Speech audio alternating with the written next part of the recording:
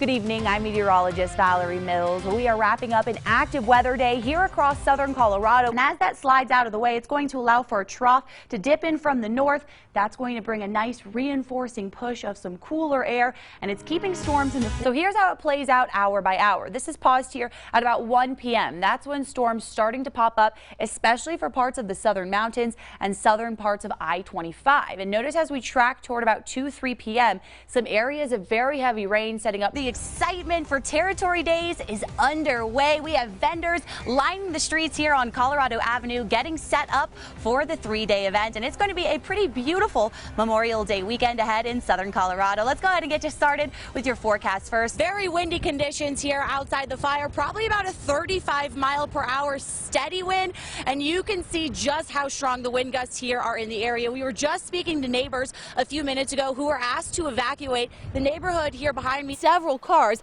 that have slid off the highway, and we just met up with a driver who lost control traveling eastbound here on Highway 50, and her truck slid about 20 feet. There has been a lot of initial melting on roadways, and it's a pretty nice spring storm. Some heavy wet snow coming down, nice packable snow that we're going to need to get the shovels out for, and we're also already seeing low visibility. Val joins us now.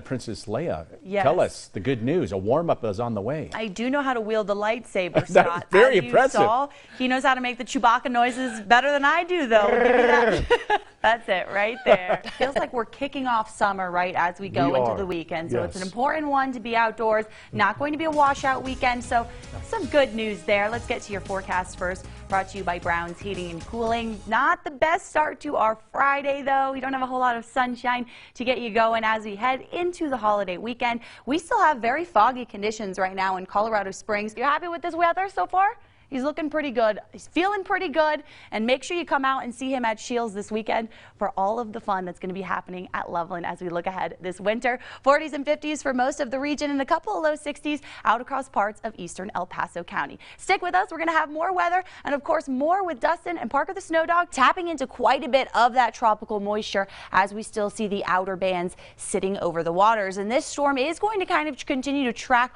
off across eastern parts of the country. So as we head toward Thursday and Friday, still expecting tropical storm force winds as we push out of Georgia through the Carolinas, a lot of heavy rain and some dangerous rip currents. It does include Salida where the Decker fire is burning, and it had an active day today under this warmer and windy setup, burning now at just over 8,000 acres with only 30% containment. That pushes the jet stream a bit farther south, and with that extended Pacific jet, we typically are able to draw in more moisture to southern parts of the country. And that is good news for us in southern Colorado. It typically brings in a wetter winter. Well, hey, Taylor, I had to get in on some of the fun here at the carnival. The Ferris wheel just stopped right as we were at the top. So talk about perfect timing. Enjoy this view, you guys.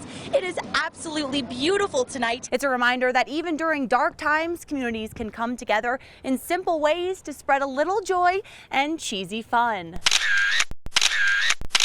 How cool is this? I'm on board this PBY Catalina that was used during World War II for multiple roles. It's known as the American flying boat, and these were the main patrol bombers used. From safety to recreation, the city says they have a lot to be proud of. And Fox 21's Rachel Sauer spoke with city officials on all that made Colorado Springs stand out this year. Their holiday season dampened when 7 floors of the 11-story building flooded on Christmas Day. So when the tenants couldn't reach management for answers, several reached out to Fox 21 News to make sure their situation was known and their voices were heard. Moisture flowing in as we look toward Wyoming, the Nebraskas, through Colorado, and even to our south. And what's happening right now is a very stable pattern. We have 2 areas of low pressure that are on either sides of this area of high pressure. And what we're seeing here across Colorado are the winds around those 2 systems working together to really funnel in moisture.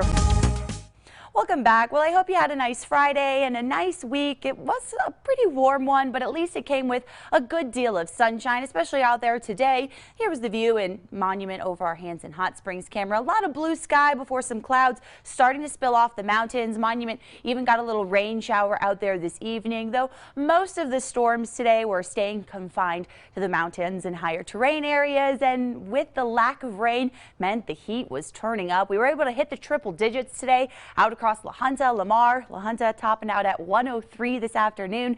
98 was the high today in Pueblo.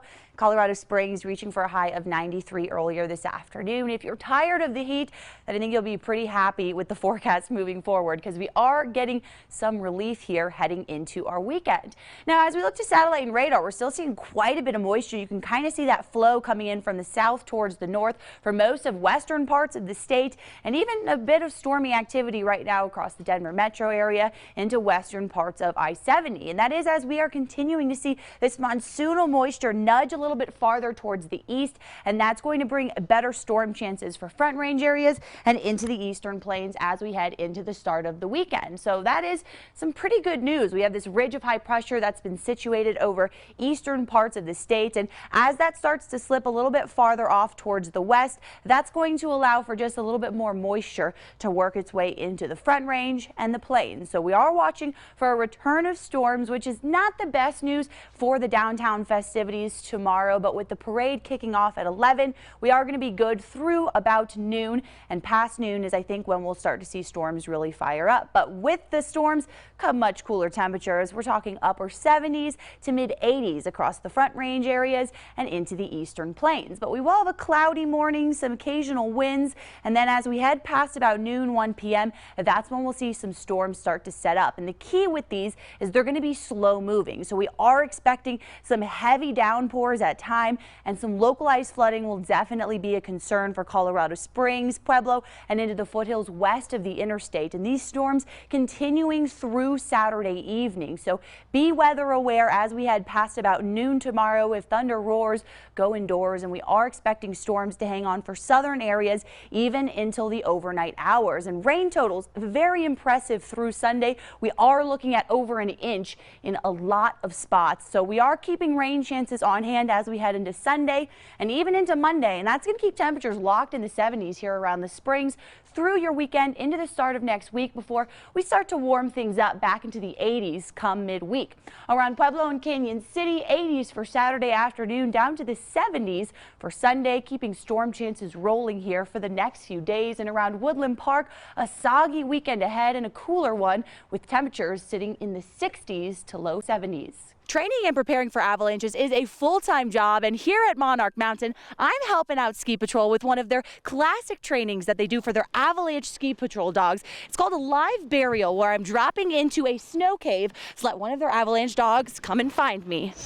Okay, you happy? I'm happy. Ready to sniff out trouble and save the day. I'm in here. When people aren't wearing an avalanche transceiver, we don't have any way of locating them under the snow except for the dogs. Avalanche rescue dogs like Glenn stay on their paws practicing these search skills. Indication! This training is called a live burial, and I'm what's called the victim, buried deep under snow like someone would be in an avalanche. The dog's going to come in after an avalanche has happened, and we're looking for clues on the surface. Ski Patrol digs snow caves several feet under the snow surface, making it challenging and realistic for rescue dogs. We try to make the holes look as much as natural as possible, like we haven't messed with them or done much with them, so make sure it kind of mimics avalanche debris. My scent comes out of the snow in a small cone shape. Let the person sit for a little bit to get the scent to come up and out of the snow, and then me and Glenn come out and perform a search. Wind pushes it either downhill or uphill, and Glenn is sniffing for my scent cone. Hi, Glenn, come. Making sure that we're finding the correct wind directions for that scent that's traveling downhill so that we're putting ourselves in the best possible situation for a positive rescue. Every minute counts in one of these rescue missions. 10 to 15 minutes is your best chance at survival. The snow becomes like liquid, so it's like a water coming down the slope, and then as soon as it starts to slow down, it sets up like concrete. Ski Patrol mitigates Monarch's avalanche risk daily to prevent slides within ski area boundaries. We're looking to see where the snow has come in, where it's loaded in different zones that we have on our terrain. And then we look to mitigate that with explosives work, ski cuts, and putting pressure onto that terrain to make sure that it's safe for the public. But Glenn and the rest of Monarch's avalanche dogs are always ready to rescue. Good boy, Glenn. Good boy. Good boy, Glenn. And Glenn was a doggone hero for me today and got me out of this snow cave with no problem. Reporting from Monarch Mountain, I'm Valerie Mills, Fox 21 News.